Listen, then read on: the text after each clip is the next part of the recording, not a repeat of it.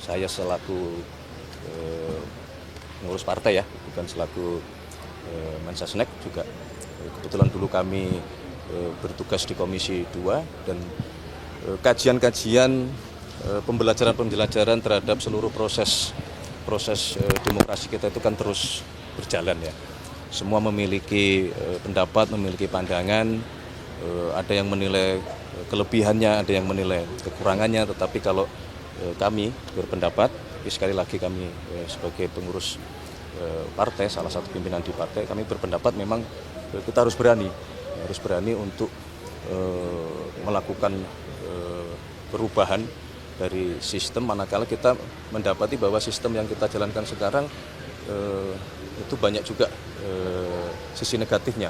Misalnya dari ongkos politik gitu kan, kita semua sekarang tahu bahwa untuk menjadi seorang kepala daerah, baik bupati, wali kota maupun gubernur itu ongkosnya sangat besar.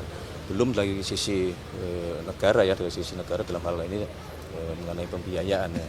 Nah inilah yang kemudian kalau kajian di kami internal Partai Gerindra, kami memang terus terang salah satu yang mengusulkan atau berpendapat bahwa kita berkehendak untuk mengembalikan sistem pemilihan kepala daerah itu melalui mekanisme di DPRD. Pak Prabowo juga apakah secara pribadi Pak Prabowo juga sudah lama mendukung gagasan ini ya Mas?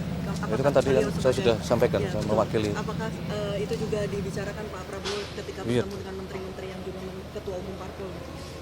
Oh, kalau antar pimpinan partai kan tentu berbeda ya dengan kalau konteksnya beliau sebagai presiden dan berkoordinasi dengan menteri kan berbeda. Kalau dalam konteks partai politik ya itu juga bagian dari yang tidak hanya baru sekarang, itu sudah cukup lama juga kita bicarakan, kita bahas.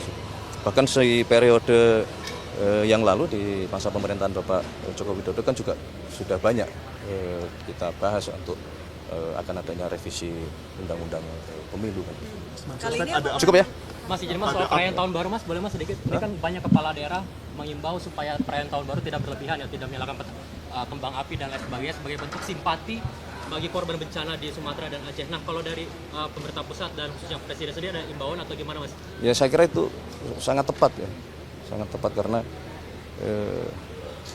kita juga harus menunjukkan rasa empati, solidaritas dan rasa senasib sepenanggungan sebagai satu bangsa kan tentunya ada yang sedang mengalami bencana yang kita juga harus ikut merasakan gitu, bahwa ini bertepatan dengan masalah kebetulan ada pergantian tahun ya. Kalau kami berpendapat ya apa yang disampaikan oleh kepala-kepala daerah itu sudah benar ya.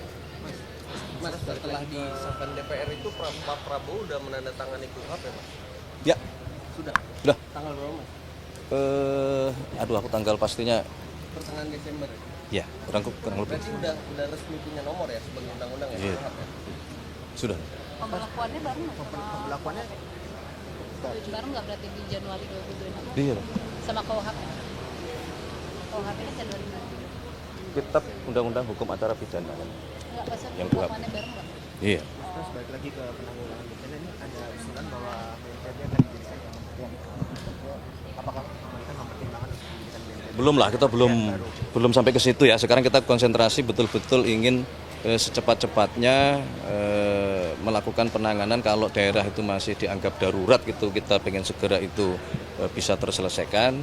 Kemudian yang sudah berhasil daruratnya terlewati, kita sudah mulai ingin fokus betul-betul untuk masalah rehab rekonnya Huntara maupun hunian tetap gitu.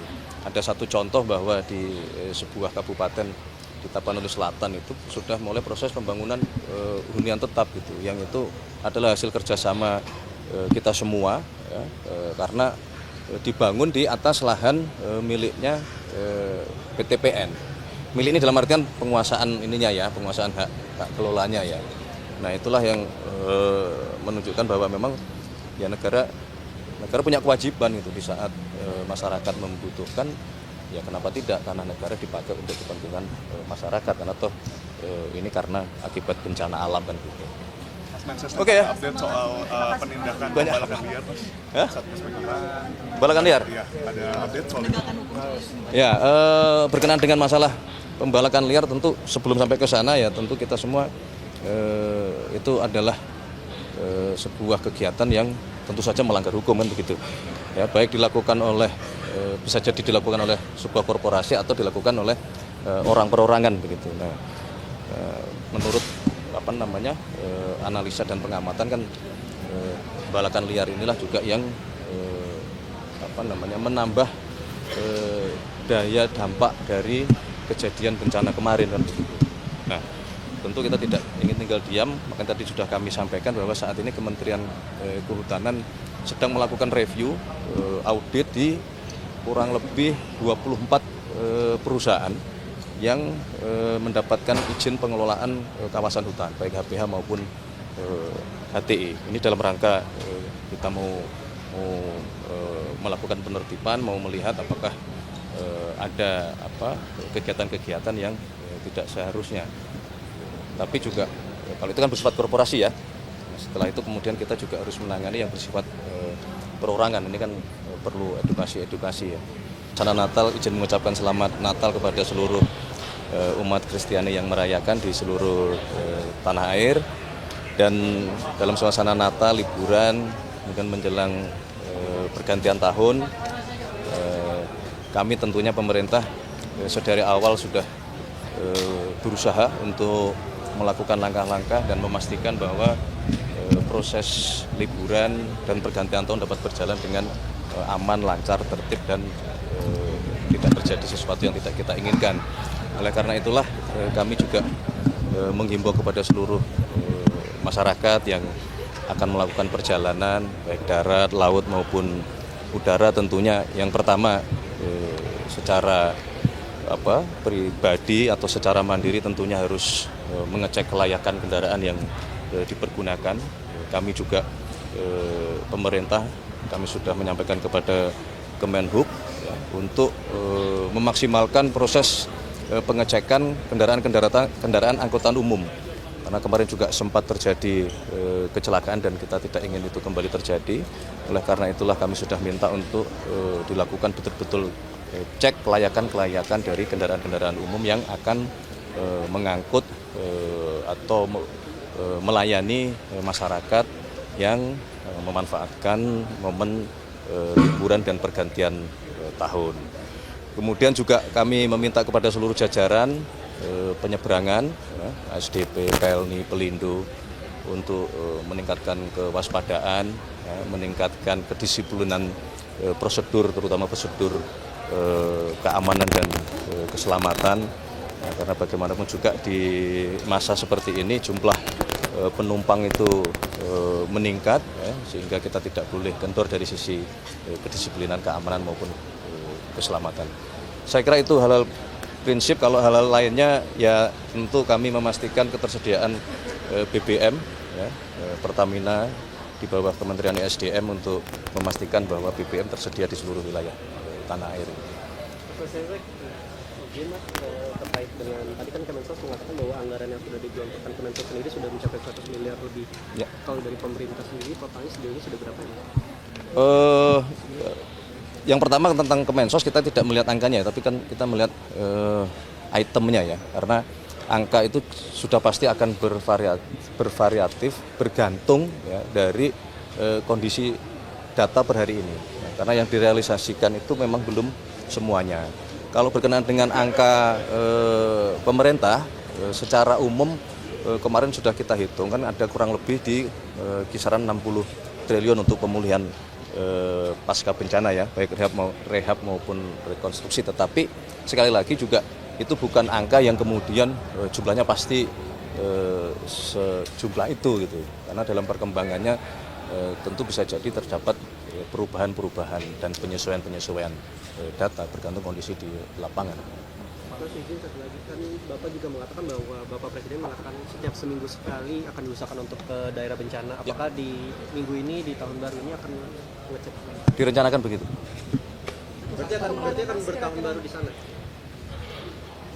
rencananya begitu. Mas Presek ini Mas, terkait kalau dengan rencana tadi kunjungan presiden ke tempat ke tempat bencana yang lain di Kalimantan itu ada? Sedang direncanakan ya, sedang dilihat ya, karena kan tentunya kita harus mengikuti kondisi di lapangan ya.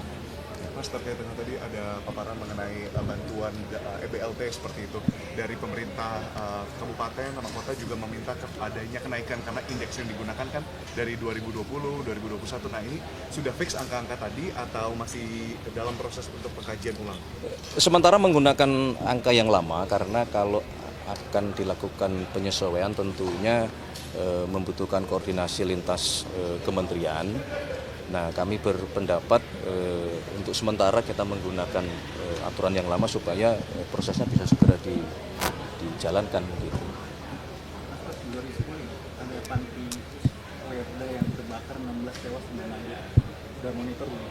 Siap, kami sedang pelajari dengan Mas izin sudah. Subscribe, share, like, and comment. Subscribe, share, like, and comment. Subscribe, share, like, and comment. Subscribe, share, like, and comment. Subscribe, share, like, and comment.